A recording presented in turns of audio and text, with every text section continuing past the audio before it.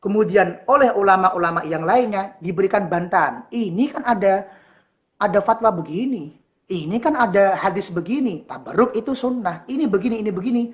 Kemudian dijawab oleh mereka bahwa sungguhnya sahabat yang melakukan seperti itu adalah sahabat yang salah dan dia tidak tahu dalilnya, bahkan dia melakukan perbuatan yang syirik, menyekutukan Allah Subhanahu wa taala. Wahabi mengatakan bahwa Allah itu punya tangan. Wahabi mengatakan bahwa Allah itu punya tangan. Di dalam kitabnya Wahabi, masih sama kitabnya, halamannya berlanjut dikatakan falamma qala khalaqtu Adam biyadi, ketika Allah mengatakan saya menciptakan Adam dengan tangan saya, maka kemudian dia mengatakan alimna anna dzalika ta'kidu liyadi wa annahu khalaqahu bihima. Dia mengatakan bahwa ketika Allah mengatakan, aku menciptakan Adam dengan tangan saya, maka berarti kita tahu dan kita meyakini bahwa Allah itu punya tangan. Dan Allah menciptakan Adam dengan tangannya Allah Subhanahu wa taala. Naudzubillah min dzalik. Jadi dianggap Nabi Adam itu diciptakan dari tanah. Kemudian oleh Allah digawe kaya malampet dengan menggunakan tangan. Oh, sirahnya tak gawe ngene, irungnya tak gawe rodok mancung sithik. Kemudian tangannya tak gawe di sini 5, kakinya tak bikin 5, kemudian tingginya saya bikin 30 meter 60 dirok, rambutnya saya bikin jadi diumpamakan sama dia seperti gawe malampet. Bahwa Allah itu menciptakan Nabi Adam betul-betul dengan tangan, betul-betul dengan tangannya Allah Subhanahu wa taala. Naudzubillah min dzalik. Ini kesatuan yang ketiga dari teman-teman kita Wahabi, dan juga banyak sekali yang menyatakan seperti itu bahwa Allah Subhanahu wa taala itu memiliki tangan hanya karena alasan Allah berfirman yang seperti itu. Yang keempat, Wahabi menyatakan bahwa Allah itu punya 2 mata. Allah punya tempat tinggal di arsy. Yang kedua, Allah tempat tinggalnya di langit. Yang ketiga, Allah punya tangan. Yang keempat, Allah punya mata.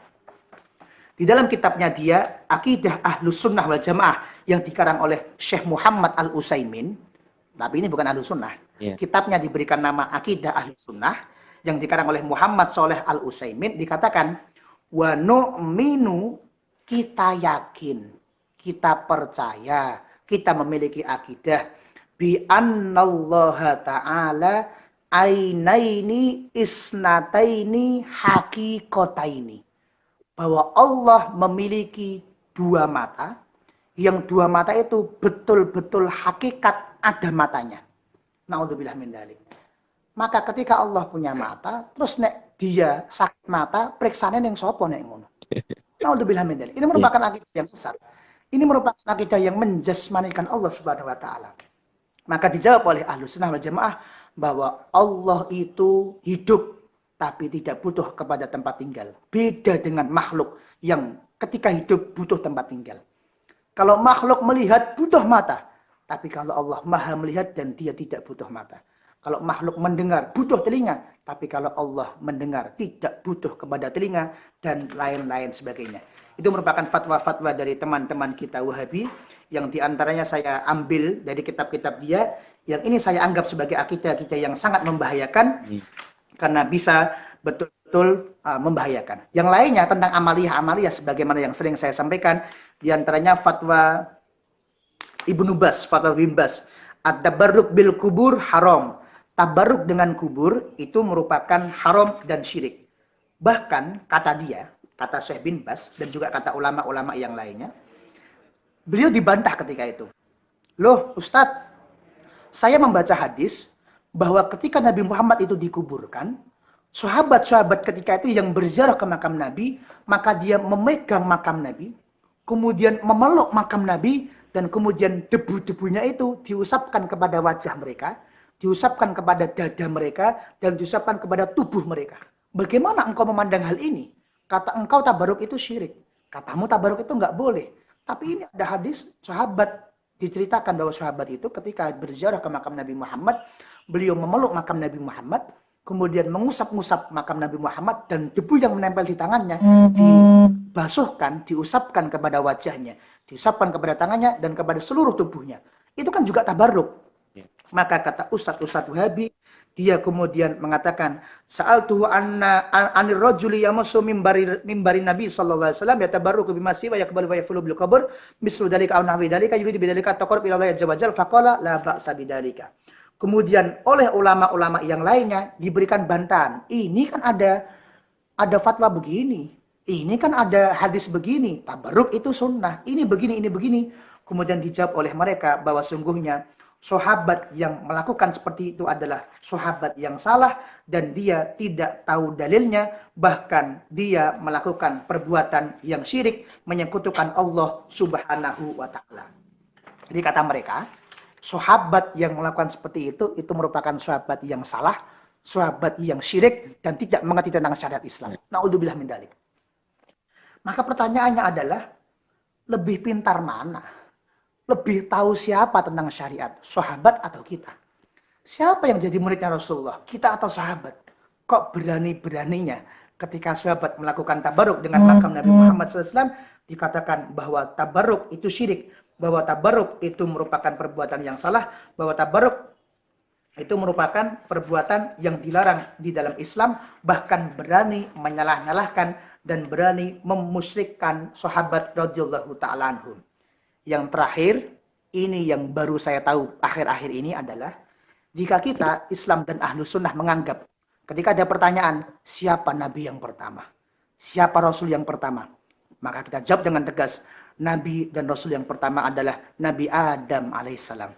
Di dalam akidah Ahlus Sunnah wal Jamaah, sebagaimana disebutkan di dalam Nadhum Aqidatul Awam, disebutkan bahwa Nabi Adam adalah Nabi dan Rasul yang pertama. Nabi Adam adalah Nabi dan Rasul yang pertama. Tetapi oleh Wahabi dikatakan bahwa Nabi Adam itu bukan Nabi dan Rasul yang pertama. Bahkan dia mengingkari ketika ada orang yang menyebut Nabi Adam itu Nabi, Nabi Adam itu Rasul, dia katakan tidak. Nabi Adam itu bukan Nabi, Nabi Adam itu bukan Rasul. Bisa dibuka di dalam kitab Salasatul Usul yang dikarang oleh pendiri Wahabi bernama Muhammad bin Abdul Wahab, halaman 88 dikatakan, wa arsalallahu jami'ar rusuli mubasyirina wa mundirin wa awwaluhum Nuhun alaihissalam.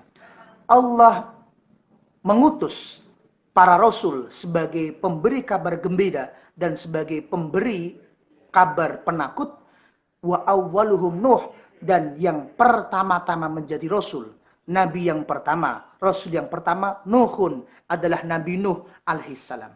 Fahuwa awwalu rusulin, sesungguhnya Nabi Nuh adalah nabi yang pertama. Di dalam kitab Wahabi yang lain, Al-Iman bil Anbiya bijumlatihim, disebutkan li annal Qur'an la yusabbit li Adam nubuwah wala risalah.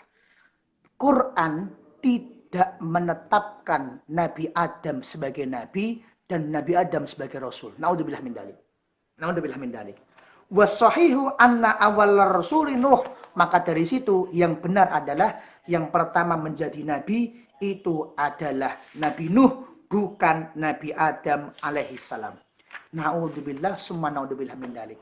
Padahal di dalam akidah Ahlussunnah wal Jamaah, kok ada seorang muslim yang tidak meyakini, yang tidak memiliki akidah atau mengingkari tentang salah satu saja nabi atau rasul, dia nabi, dia rasul, tapi oleh dia tidak percaya, maka itu merupakan faham yang sesat. Bahkan oleh beberapa ulama dikatakan paham yang sudah masuk ke dalam kategori kafir. Kenapa? Karena ini ada nabi, karena ini ada rasul, kok kamu nggak mau percaya? Nabi jumlahnya ada banyak, rasul jumlahnya ada 313. Maka kita sebagai umat Islam wajib untuk meyakini semua nabi dan semua rasul yang telah diutus oleh Allah Subhanahu wa taala. Wallahu a'lam bishawab.